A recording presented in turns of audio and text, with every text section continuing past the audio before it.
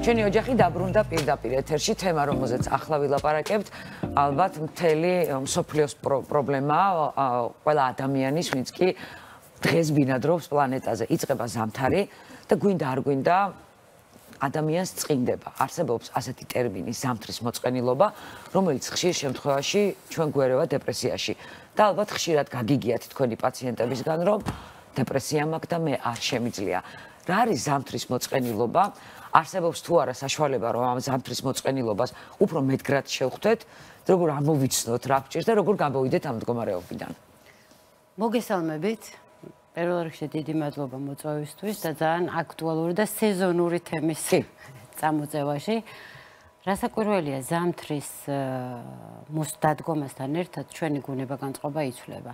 ეს არა მარტო თქვა ჩვენი შეხედულება ზამთართან თუ როგორ აღვიქვათ მას, არამედ თვითონ ბიოქიმიაც იცვლება, იმიტომ რომ იმისთვის რომ სეროტონინი კარგად გამომუშავდეს, ერთ-ერთი ფაქტორი არის სინათლე, ამიტომაც შემდეგ გამოიყენება ფოტოთერაპია. სეროტონინი არის ჩვენი ნივთიერება, ეს ნეირომედიატორი, რომელიც პასუხისმგებელია ჩვენ შეგრძნებაზე, თვითმყოფადობაზე, სიმყარეზე და ასე შემდეგ. და ამასთანავე ეს არ არის მარტო სეროტონინის COVID დაწევა, ამასთანავე ჩვენი ორგანიზმი ძალიან სენსიტიურია სიბნელეზე. ანუ სიბნელე დაბნელების შემთხვევაში გამოიყოფა მელატონინი, რომელიც ძილის ჰორმონია და რომელიც გვამზადებს ძილისთვის მოთენთილობა, ცოტა ესეთი რა ქვია, ძილისკენ მოსამზადებელი ფაზის დაწყება. ამიტომ ის გამოაქტიურებელი ქვევით არის და ეს ძილიანობა უფრო იმატებს, იმიტომ რომ ეს ყველაფერი მიბუნებია. ანუ ეს ნორმაა, ხო? 6 საათზე ძნელდება ახლა. 6 საათზე, 6 საათთან უკვე, ანუ ეს შრომის დაყოფირებაზეც მოქმედებს ალბათ ყველაფერზე. მოტივაციაზე, რა თქმა უნდა, ეს ყველაფერზე მოქმედებს, იმიტომ რომ თუ ზაფხულში თვლით, რომ ჩვენი დღე დასრულდა 9 საათზე, 10 საათზე და 6-7 საათის შემდეგ, როდესაც ვამთავრებთ ჩვენ სამუშაო გრაფიკს, მეორე დღე გვეწყება. ზამთარში არის რომ დასრულდა დღე. პირდაპირ დასრულდა, იმიტომ რომ ჩვენი ორგანიზმი ემზადება უკვე მოსასვენებლად, დასაძინებლად.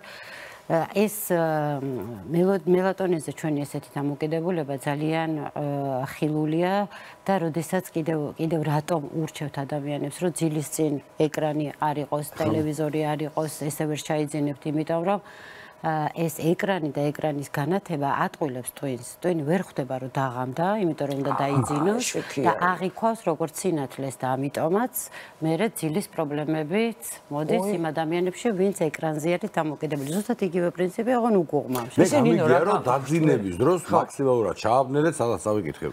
ძალიან სულ შუქი რო არ შემოდიოდეს, რაღაცა ანუ უფრო ისე მშვიდდება. და მაგ დროს ახლა მე რო თქვა წამოწევი და ტელეფონს ჩავთავ, ეს უკვე პრობლემას ვიქნის, რომ გონია რომ დღეა? მაგ დროს თქვენი ჩაბნელება აბსოლუტურად კარგავს ეფექტს. ანუ დაბნელება და ჩამობნელება არის ზუსტად იმისთვის, რომ ჩვენმა ცენტრალურ ნერვულ სისტემამ თავის თვირმა აღიქვას, რომ საღამოა და უნდა გამოყოს მელატონინი იმისთვის, რომ დავიძინოთ. ესე ვართ მოწყობილები, ძუძუმწოვრები, სხვა, თქვათ, ფრინველები. კი, ყველა. რუბინდება, ქათმები თვითონ მიდიან და იძინებენ.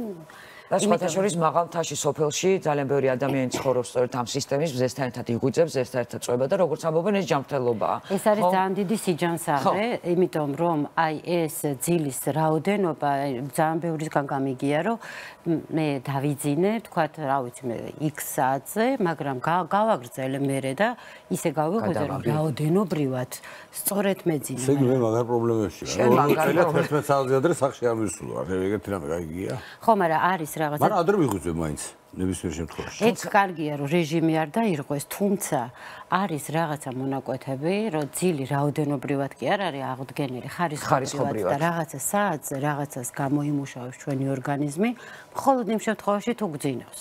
ისე ნინო, ვიდრე გადავალთ ზამთრის მოწყენილობაზე და უფრო ღრმად ვისაუბრებთ ამ თემაზე, გამიგია მოსაზრება, რომ მელატონინი, რომელიც ძილის ჰორმონია და გვეხმარება, რომ დავიძინოთ, მხოლოდ გამოიყოფა მაშინ, როდესაც ჩვენი სხეული ჰორიზონტალურ მდგომარეობაშია, მისთვის მე მეტნაკლებად სულ ერთია განათება არის მზე არის თუ არა.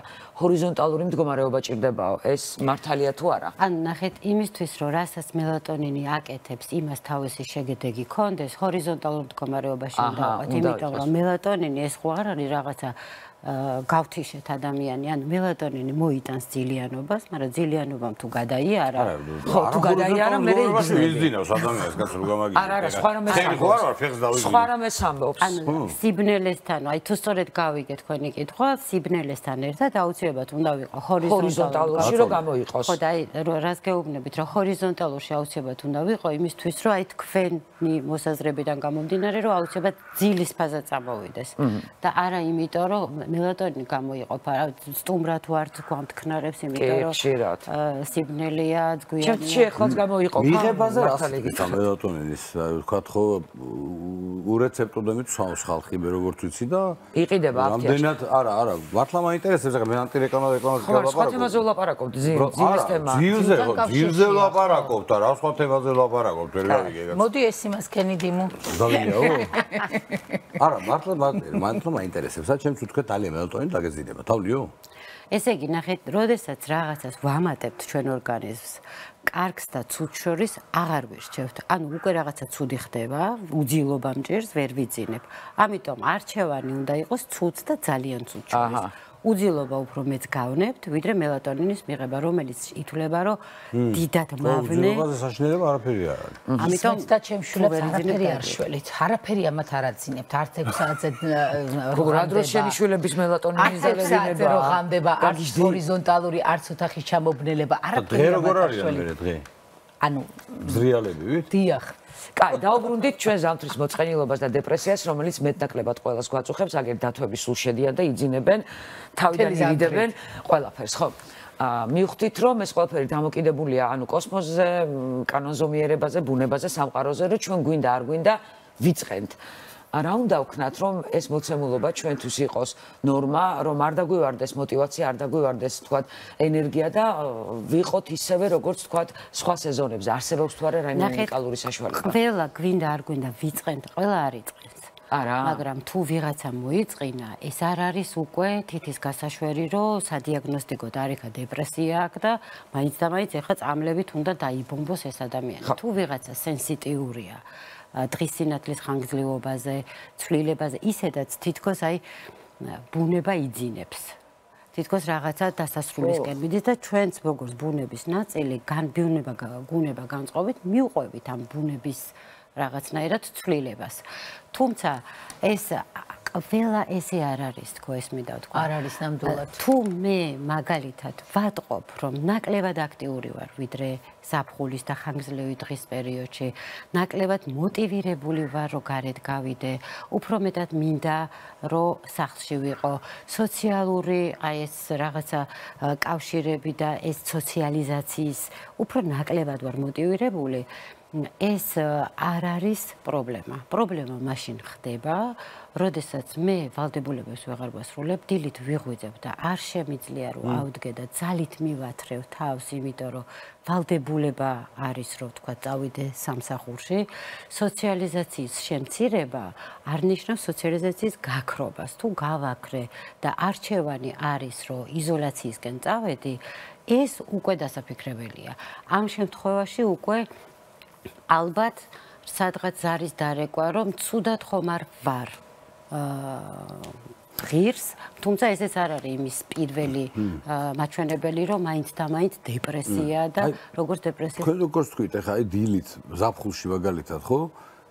6 საათზე რო გათენდება, მე თავისუფლად შემიძლია გავიღვიძო, ძალიან ნორმალად და წავიდე კორტებზე, თბილისში ჩამოვიდე შორიდან. ზამთარში ხო რა თქმა უნდა გეზარება, ხო იქ სამყაროს და არა, მაგრამ აი ძალიან სრულად ანთავს და გადიხარ, მე კარგად ხდები უკვე, ანუ ეს მუშაობს ხო ალბათ ეს მომენტი. არ უნდა ჩაჯდე რა, ეხა აი გეზარება არ წავიდე, ალბათ ესეც ერთ-ერთი გამოსავალია. ეს ძალიან მუშაობს და რატო გვეზარება? ანუ თუ ჯერ ეხლა ჩვენ კონცენტრირებული ვართ იმაზე, რომ იცვლება ჩვენი განწყობა და мотиваცია, რატო გვეზარება არის ის, რომ ჯერ კიდევ ბნელა ღამე. და ჩემი ტვენი ვერ იგებს, რომ უნდა დაიწყოს აქტიური დღე. ამიტომ მეზარება, თუმცა მე ვარ Homo sapiens-ი გაცნობიერებული არსება და ხვდები რომ დილის 6 საათია და დილა, ამიტომ ვაძალებ ჩემ თავს, გავდივარ და ვიწყებ დღის რუტინას. რაღაცა ჰაივანზე გადი, რაღაცა ჩაის უთქე, რაღაცა ეგ მომენტი არა, მაგრამ აი სუდია ხარ, ადგები და ეგრევე ტელეფონებში შედიხარ, ალბათ ეგეც სუდია. თუმცა ეს ყოველდღიურობა უკვე ჩვენი და მაგას ვერ გავაქცევით. კი, მოდი 21 საუკუნეა დღეს, ეს ინფორმაციული ნაკადი ალბათ მართლა არაზოს არ ყოფილა, შფოთიანობა ძალიან მაღალია. Populაციაში ადამიანებში ყოფს დღეში ასე ჩანს, ფარმაკოლოგიაზე ძალიან დამოკიდებულია უკვე ადამიანების ძალიან დიდი რაოდენობა და რაღაცნაირად ვეღარ ხვდებით რა არის კარგად ყოფნა, როგორ შეიძლება ყველაფრის მიუხედავად იყო კარგად, როგორ შეიძლება სხვა ადამიანზე ან ფსიქოლოგზე არ იყო დამოკიდებული და იყო კარგად. Როგორ დროში ვცხოვრობთ დღეს, რომელიც მეტნაკლებად მართლა ყველას ხვდის რაღაც დიაგნოზიან ადამიანს, ასეა? ნახეთ, ყველას დიაგნოზიან ადამიანს არ გვხდის. ნახეთ, ის ადამიანები, ვისაც აქვს იმის რესურსი, რომ მიუხედავად იმისა, რომ ავდექი ნაკლებად მოტივირებული ვარ ვიდრე ზამთარში, რაღაცები არის, რაც თქვათ მეზარება, მაგრამ ვაძალებ ჩემ თავს. მაქვს ეს რესურსი და გავდივარ, ეს ადამიანები სხვანაირად ფუნქციონირებენ. მაგრამ ყველა არ არის ისე როგორც დიაგნოზიანი, როდესაც ადამიანს რესურსი არ აქვს იმისთვის, კი ხვდება აცნობიერებს, რომ უნდა გავიდეს გარეთ იმისთვის, რომ თავს მიხედოს, თავი გადაირჩიოს, თუ უფრო უკეთეს ხასიათზე და გუნება განწყობაზე იყოს. უბრალოდ რესურსი არ არის. ნახეთ, და ესეთი ადამიანები სამწუხაროდ ხშირად განსჯილები არიან ისეთი ადამიანებით, რომლის პრინციპიც არის არ მესმის კაცო, თუ გინდა შეგიძლია, მაგრამ არიან ადამიანები, რომლებიც უბრალოდ ესე ფუნქციონირებენ, როცა შეუძლიათ, მაშინ უნდათ და უბრალოდ არ შეუძლიათ. ჯერ არავის საქმე და განსაჯელი არ არის, ეგ მაგაზეთ ეგეც აღნიშნოთ, რომ იგი უფრო ამძიმებს. ხო, მაგრამ დღეს სოციუმი მოდი ვთქვათ, რომ არ იქცევა ხშირ შემთხვევაში ისე როგორც საჭიროა. პირველ რიგში დამოკიდებულება ვთქვათ იმ ადამიანის მიმართ, ვისაც უჭირს. ძალიან ხშირად ჩვენ მას აბუჩად ვიგდებთ, კაი რა დაგემართა ადექი, ეხლა წამოდი, რა მოხდა, ვინ არ დაღლილა, ვის არ ქონია პრობლემები ცხოვრებაში. ეს არის მე მგონი ძალიან ცუდი დამოკიდებულება, ვთქვათ, გარემოს მხრიდან მათ მიმართ, ხო? ნახეთ, ხშირ შემთხვევაში, ყოველ შემთხვევაში მე რაც მინახავს, ეს არ არის აზრი ჩადებული, რომ ვიღაცამ ვიღაცა აბუჩა დაიგდოს. ეს უბრალოდ არის ზრუნვის ფორმა, რომელიც მას არ ესმის, რატო შეიძლება რომ ადამიანი ვერ ადგეს ლოგინიდან და გონია რომ ესეთი ფორმით რაღაცნაირად მოტივაციას აძლევს, რომ აბა ეხა თავი ხელში აიყვანე, აბა ეხა ადექი ვინარ დაღლა. კი, ნამდვილად. გეტყვით როგორც მოქმედებს, საშინლად. ცუდად ხო? ყველაზე უარესად, იმიტომ რომ გარდა იმისა, რომ ეს სიტყვა მას არანაირად არ დაეხმარება, კიდევ უფრო მეტად უჩანს დანაშაულის გრძნობას, რომ ის ვერ აკეთებს რაღაცას და შესამჩნევად ცუდადაც არის და თან ანუ თუ მეუნებია რომ თავი ხელში უნდა ავიყვანო და მე ვერ ვაკეთებ, ანუ ჩემში არის კიდე სუსტი ვარ, უბარგისი ვარ, ვერ ვერევი ჩემ თავს. ანუ ამ შემთხვევაში კიდე უფრო მეტ დიდი წნეხის ქვეშ არის. აი, სულ მაგას ვამბობ, რომ ჩემი სფეროს უსამართლობა ის არის, რომ როდესაც ადამიანს, რა ვიცი მე, ხელი აქვს გადაჭრილი, ფეხი აქვს მოტეხილი, უცნობებიც კი თავზე ახვევიან და ეუბნებიან, რითი დაგეხმარო, წამოდი ექიმთან, რა დაგემართა, ანუ შენ არ გაინძრე, მე მოგხედავ და როდესაც მენტალურად ცუდად არის, თითქოს ადამიანმა უნდა ამტკიცოს ჯერ, რომ ცუდად ვარ და აქედან მოდის თლიანი ეს პროპაგანდა, რომ არა, შენ ცუდად არ ხარ, თავი ხელში უნდა აიყვანო, ანუ შენ ცუდად კი არ ხარ, შენ გგონია, რომ აი რაღაცა აბსურდი, რომ ხილული არ არის პრობლემა, მე ხელი რომ გაგეჭრება ჩანს და აქ რო შფოთი გაქვს, რო გტკივა მთელი სხეული, ამას ალბათ ვერ ახსნი და არ ჩანს და მესმის ეს, რომ არ გვესმის, იმიტომ რომ გვინდა მათთვის კარგი, მაგრამ არსებობს ალბათ სტადია, როდესაც შესაძლებელია, ვთქვათ, საუბრით ადამიანი გამოიყვანო, არსებობს სტადია, როდესაც მედიკამენტების ჩარევა აუცილებელი და სტაციონარში გადაყვანა აუცილებელი. როგორ უნდა მიხვდეს, ვთქვათ, ოჯახის წევრი, მეგობარი, რომ რაღაცა სიგნალს იძლევა უკვე ეს ადამიანი, რომ უნდა მივხედოთ. ძალიან კარგი კითხვა. ანუ სტადია, როდესაც ფსიქოლოგიური, ანუ ფსიქოლოგის, ფსიქოთერაპევტის ჩარევა არის ზუსტად ის დრო და მომენტი, როდესაც ადამიანი ცუდად არის, აცნობიერებს, რომ ცუდად არის, მაგრამ ფუნქციურ მასში რა ქვია, მის უნარჩვევებში კიდევ არ არის ისეთი ცვლილება, რომ მაგალითად რაღაცა პასუხისმგებლობები აირიდოს თავიდან. ანუ აგრძელებს ოჯახის მიხედვას, მუშაობას და ასე შემდეგ, მაგრამ ცუდად გრძნობს თავს და мотиваცია აღარ აქვს. ანუ ამ შემთხვევაში კითხვა რომ რა მიმართება, რატო არ ესე, რა მოხდა ეხა ჩემ ცხოვრებაში, რამაც გამიცოცხლა რაღაცა ტიპის ტრავმა და რატო რეაგირებ ესე, ეს არის ფსიქოლოგის და ფსიქოთერაპევტის ეტაპი. როდესაც ფსიქოლოგის და ფსიქოთერაპევტის ეტაპი იზრდება იქამდე, რომ დასანიშნია მედიკამენტოზური მკურნალობა, ეს არის, როდესაც დეპრესიის მკვეთრი ნიშნები არის. რომელია ეს? აპათია, არანაირი мотиваცია არ მაქვს, ვერ ვდგები. ცუდი ფიქრები, არა მარტო სუიციდური ფიქრები, მაგრამ უიმედობის, აი რა აზრი აქვს. ვერ ხედავ ვერაფერს წინ. რა აზრი აქვს, ვერ ვხედავ, იმიტომ რომ ერთ დღეს მაინც ყველა მოვკვდებით. ანუ დღეს და ამ წუთას იმდენად ცუდად ვარ, რომ ჩემი თავის წარმოდგენას, პროექციას, ხვალზე, გმაზე ვეღარ ვაკეთებ, იმიტომ რომ ეხა ისე მიჭირს, რომ ხვალ თუ დადგება ისიც არ ვიცი. ეს ეხლა შევთანხმდეთ იმაზე, რომ მაქსიმალურად გამწვავებულ ნიშნებს ვამბობ, თორე აქამდე შეიძლება მთელი გამა იყოს, რასაც დაჭერდეს მედიკამენტოზური შეიძლება ადამიანი მაგ მდგომარეობაში იყოს და ამაზე არ საუბრობდეს. ამას ჩუმად ატარებდეს თავის თავში. ანუ ნახეთ, ხო, აი მაინტერესებს. შეიძლება ესე, როგორც ახლა მე ავხსენი, ამას გარედან ესე არ ამბობდეს, მაგრამ იცვლება, ანუ აი კიდე რა არის ჩემი სფეროს თავისებურება, რომ როდესაც მენტალურად ადამიანი ცუდად არის, რატო არის ეს რჩევა დარიგება და განშე, იმიტომ რომ იცვლება ქცევა. ანუ რომელიც მისთვის დამახასიათებელი არ არის, ისეთი ქცევა ანუ ყველა ვარიანტში იცვლება ქცევა, ხო? ყველა ვარიანტში იცვლება ქცევა. ზუსტად ეს არის თქვა, ეს თქვი რომ როცა ფუნქციურობას, როცა თავის რაღაცა გაწერილ გეგმას ვეღარ მიყვება ადამიანი, აქ უკვე მედიკამენტოზური მკურნალობაა. და რო ვერ მიყვება, ეს ხილულია. არ დგება ლოგენიდან, ან მეგობრებს 10-დან 10 შემთხვევაში ეუბნება, რომ არ შემიძლია, მირჩევნია სახშიები. შეიძლება არ ამბობს, რომ მე ცუდი ფიქრები მაქვს. ხო, მოხიდე გეუბნება. არ შემიძლია. ანუ გაგზობინებს, რომ არ უნდა მიხიდე რა. ან სულ გეუბნება, რომ აი მე სახში არ ვიქნები, ან არიდებითი, ან არ აქვს, ნახეთ, სხვისი ადგილი აღარ არის, იმიტომ რომ თვითონ დაკავებულია თავის პრობლემით. თავის თავზე და ძალიან ცუდად გრძნობს თავს. ანუ ქცევა იცვლება იქითკენ, რომ შეიძლება გარშემოყოფები დიაგნოზს არც უნდა სვავდნენ, მაგრამ ხვდებიან, რომ ეს ადამიანი მინიმუმ ისეთი არ არის, როგორცაც ვიცნობდით, როგორიც ბუნებრივად არის. ეს არის უკვე პირდაპირი მაჩვენებელი იმისი, რომ ფსიქიატრთან კონსულტაცია იყოს დაგეგმილი. და პირველი მცდელობა იმისთვის, რომ გამოვიდეს. როგორ უნდა უთხრათ, რომ შენ ახლა აუცილებლად უნდა წახვიდე, ანუ ერთად უნდა წავიდეთ, არ ვიცი. ხშირ შემთხვევაში უარყოფენ, რომ მე რამე მჭირს, მე არაფერი არ მჭირს. მე შეგჭირს თუ კაია, მე რა მინდა ექიმთან. ეს ძალიან ხშირად ხდება ყოველ დღეს ჩემს პრაქტიკაში. ალბათ აქაც არსებობს ხო რაღაც უნიკალური ფორმა, რომ არ გააღიზიანო ადამიანი, თქვათ ექიმის არსებობით.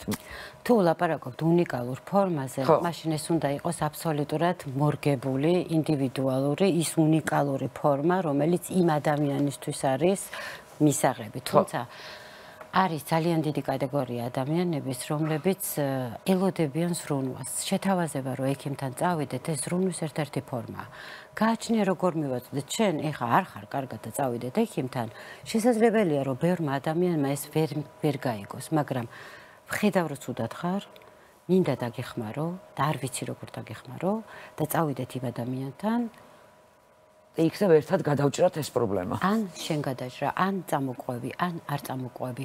ნახეთ, როდესაც ადამიანს და თუ ეხა ჩვენ ეხლა ვლაპარაკობთ დეპრესიაზე. კი, დეპრესია. როდესაც დეპრესია ითვლება ორი სიტყვით ფსიქიკის შენელება. ანუ როდესაც ფსიქიკა ნელდება, რა თქმა უნდა, ადამიანს ორგანიზების უნარი შენელებული აქვს და ყველაფერი ეზარება, თვითმოვლაც კი ეზარება.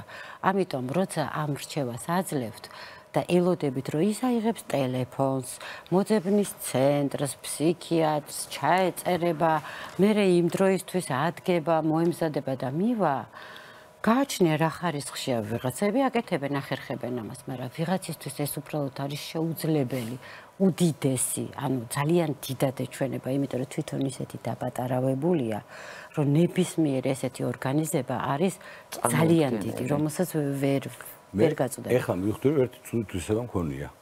იმიტომ მე ადამიანს ვატყობ, აი ხა გუშინ წინას ხონდა ეგეთ შემთხვევა, ნუ ჩემი ანებზე ვიძახი და აი ვატყობ რომ ხასიათზე აი შორიდანაც რო დავინახავ და ხშირად ვეუბნები ხოლმე რა აბა რაღაც დღეს ვერ ახარ ხასიათზე და თურმე ეს არ არის კაი ესე გამოდის ხო საბოლოო ჯამში კი ვაცინებ მე და რაღაც გამო არა ხო შეხო სუდის რაყობი არ გაქვს ანუ არა ხო და ეს ბუნებრივად გამომდის ანუ ვატყობ ეგრევე ვატყობ რა ეტყობა ადამიანებს ენერგიაზე ანუ ეს არ უნდა ნახეთ არ უნდა დაელაპარაკოს საერთოდ თუ აი რა უნდა კმაყოფილება სეირნობთ არ ვიცი გუსტბაზე და მოდის თქვენი ნაცნობი რომელსაც ფეხი აქვს გადახსნილი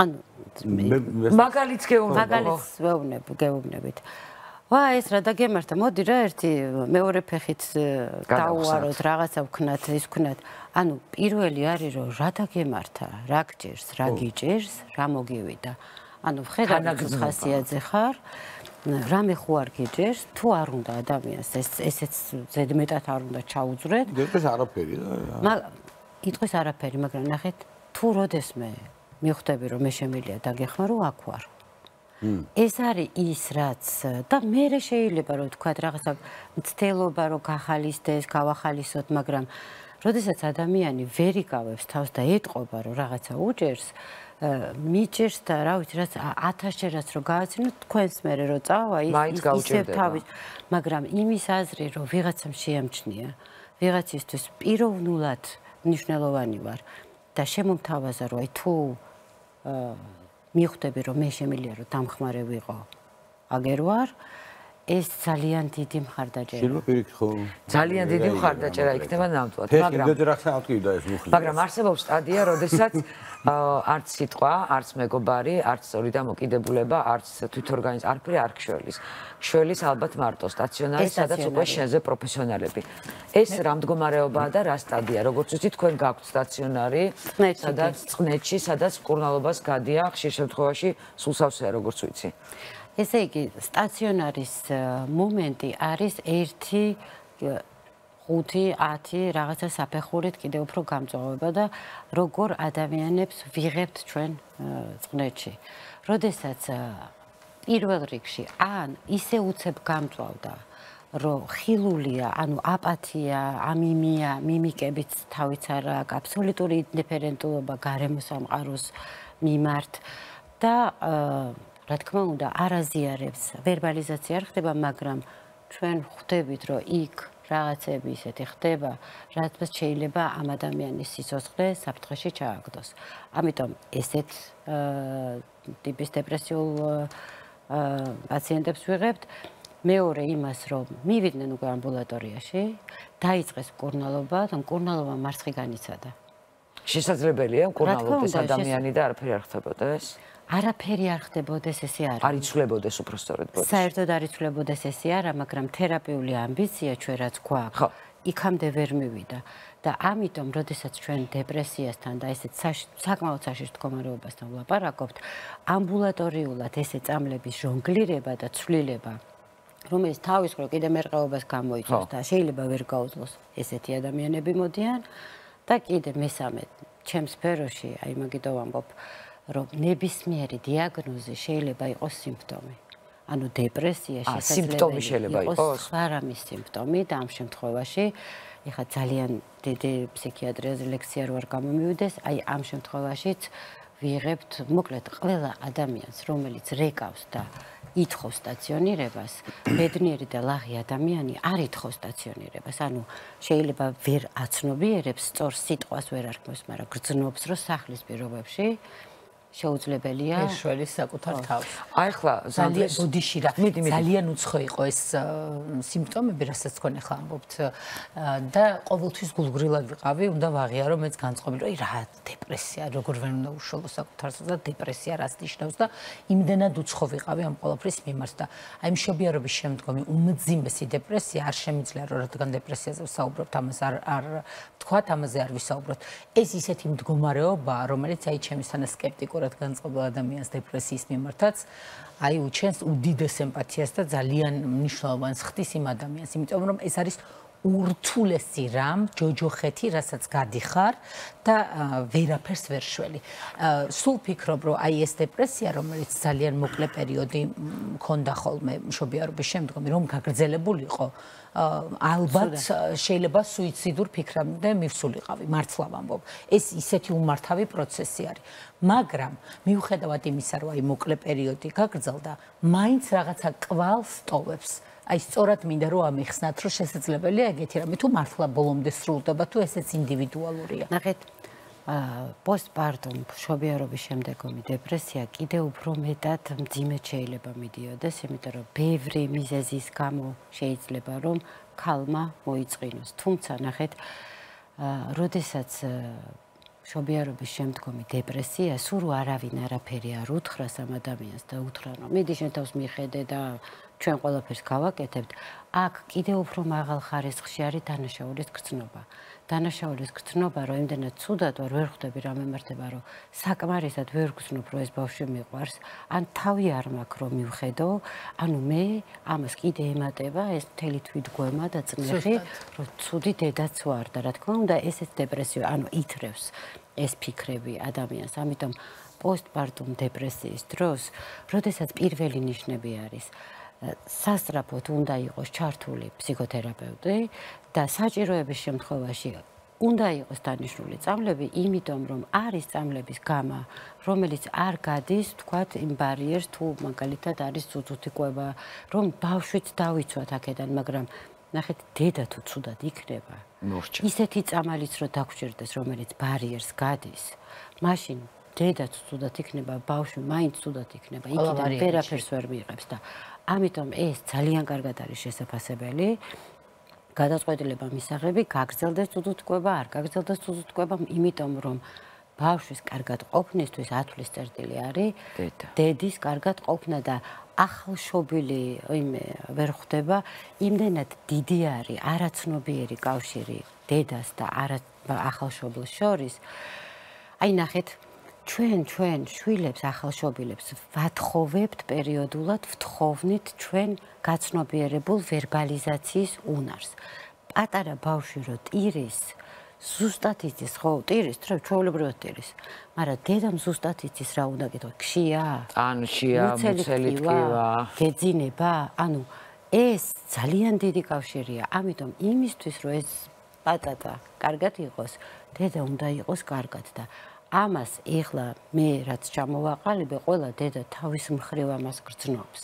და ამიტომ პოსტპარტუმ დეპრესიის დროს დანაშაულის გრძნობა კიდევ უფრო მეტად მომატებულია და ვფიქრობ, რომ უფრო დაბალ ნიშნებზეც კი, რომელიც სხვა დროს ვიტყვით, რომ არაუშავ დავიცადოთ, გავავცადოთ, ამ დროს ჩარევა საკმაოდ სასწრაფოდ უნდა მოხდეს. აუ, ეხლა საოცარი რამ აღმოვაჩინე, მე ვამტკიცებდი, რომ მე არანაირი დეპრესია არ მქონია მშობიარობის შემდეგ და ეხლა აღმოვაჩინე, ყველას ვეკითხებოდი, გაჩენის პირველი წუთიდან ერთი 6 თვემდე, სანამ ლილუ 6 თვის გახდა.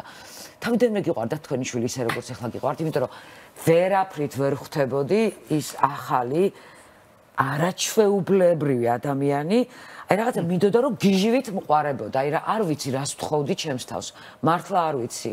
უვლიდი ყველაფერს ვაკეთებდი, მაგრამ არ მაკმაყოფილებდა ჩემი საკუთარი გრძნობა. და ამას დავეძებდი სხვაგან, ეს დეპრესიის ნიშანი ყოფილა?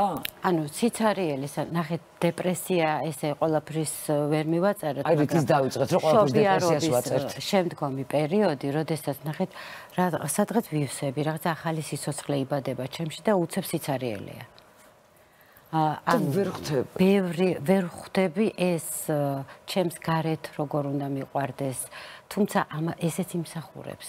ანუ ნახეთ, ვიღაცებს ვეკითხებოდიო, რომ ეს ნორმაა? მიყურებდი გიჟივით, რომ ეს არ არის ნორმა, შემთხვევით, როგორ შეიძლება ადამიანს კითხო, თქვენი შვილი ზუსტად ისე გიყვართ, როგორც გუში გიყვარდა, ძალიან გიყვართ, იმიტომ რომ ჩემში ვერ პოულობდი ამ რაღაცას. ანუ მაგრამ ის, რასაც თქვენ აღწერთ, აი რეალურად ეს დეპრესია, რომ ეს რო ცოტა დიდხანს გაგრძელებულიყო, მე ვიცი რომ შეიძლება ვეღარ გამეძლო, იმიტომ რომ ნახეთ ფიზიკური ტკივილი არის ძალიან ძნელი გასაზრდელი, რა ვიცი, ფიზიკურად რო გტკივა, მაგრამ ყოველ შემთხვევაში ვიცით რა დაგტკივა, ხედავთ და აი აქ არის და ეს ძალიან გტკივა და არ ვიცით რა გტკივა. მე სულის ტკივილს ვეძახი. ზუსტად. და არც ის ვიცით როგორ გავაგებინოთ სხვას რომ ტკივა, სად დავადო ხელი და სულ მაქვს იმის შეგრძნება რომ ვერავინ ვერ გამიგებს.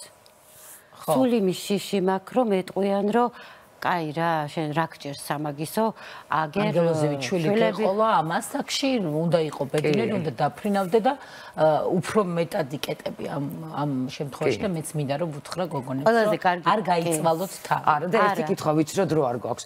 შფოთი ჩემი საყვარელი თემა არის და ძალიან ხშირად ვეკითხები ყველას.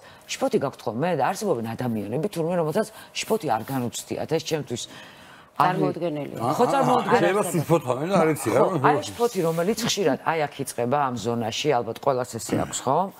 და აქ რაღაცა ტრიალებს, მორევი, არ ვიცი, დრელი, ბურღი, რა ვიცი, დანებს გირჭობენ. აი რაღაცა პროცესი მიდის აქ, რასაც ვერ აღწერ და სწავლობ ამ შფოთთან ერთად ცხოვრებას.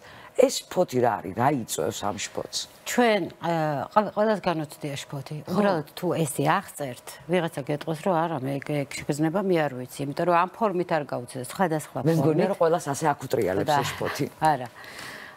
სხვადასხვა ფორმით. ყველა შფოთავს, ანუ უცებ რო გითხრათ. ხო.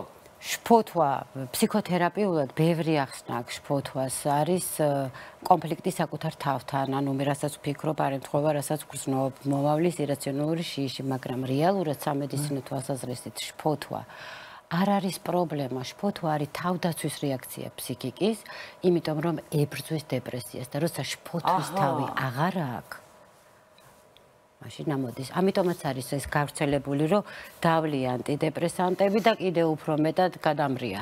იმიტომ რომ ყველა ანტიდეპრესანტში ჩადებულია თავდაცვის მომატება, შფოთვის უბრალოდ სწორ კლინიკურ შემთხვევაში სწორი ქვეჯგუფის ნაკლები რისკია, რომ შფოთვა მოუმატოს, მაგრამ ეს ნორმალურია, რომ ანტიდეპრესანტის ფონზე ვიღაცას შფოთვა ემატება, იმიტომ რომ შფოთვა არის თავდაცვა ფსიქიკის. აუ ძალიან დიდი მადლობა, მე მგონი დღეს ამოვხსენი ძალიან ბევრი რამე ჩემს ცხოვრებაში.